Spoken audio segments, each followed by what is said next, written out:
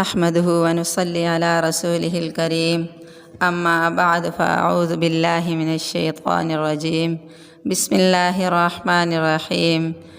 میری معزز سامعات، میری گفتگو کا جو موضوع ہے وہ ہے رات کی نیند میں شیطانی حملے کی کوشش۔ حضرت ابو ہریرہ رضی اللہ تعالی عنہ بیان کرتے ہیں کہ نبی کریم صلی اللہ علیہ وسلم نے فرمایا، یعقد الشیطان علی کافیۃ رأس احدکم اذا هو نام 3 عقد یضرب علی مکان کل عقدۃ علیک لیل طویل فرقد۔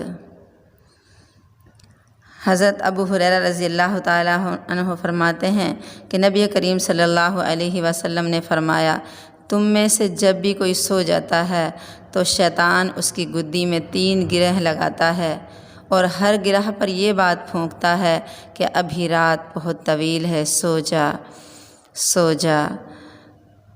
جو آدمی ہمت کر کے میری معزز سامعات بیدار ہوتا ہے اور بیداری کی دعا پڑھتا ہے تو ایک گرہ کھل جاتی ہے، پھر جب وضو کرتا ہے تو دوسری گرہ کھل جاتی ہے، پھر جب نماز پڑھتا ہے تو تیسری گرہ کھل جاتی ہے۔ میری عزیزہ، تینوں گرہ اس کی کھل جاتی ہیں۔ فَأَصْبَحَ نَشِيطًا، وہ چستی اور چالاکی کے ساتھ صبح کرتا ہے، طیب النفس، خوش نفس کے ساتھ، وَإِلَّا أَصْبَحَ، ورنہ تو اس کی صبح خبیث النفس کسلان، سستی کے ساتھ ہوتی ہے کہ اگر وہ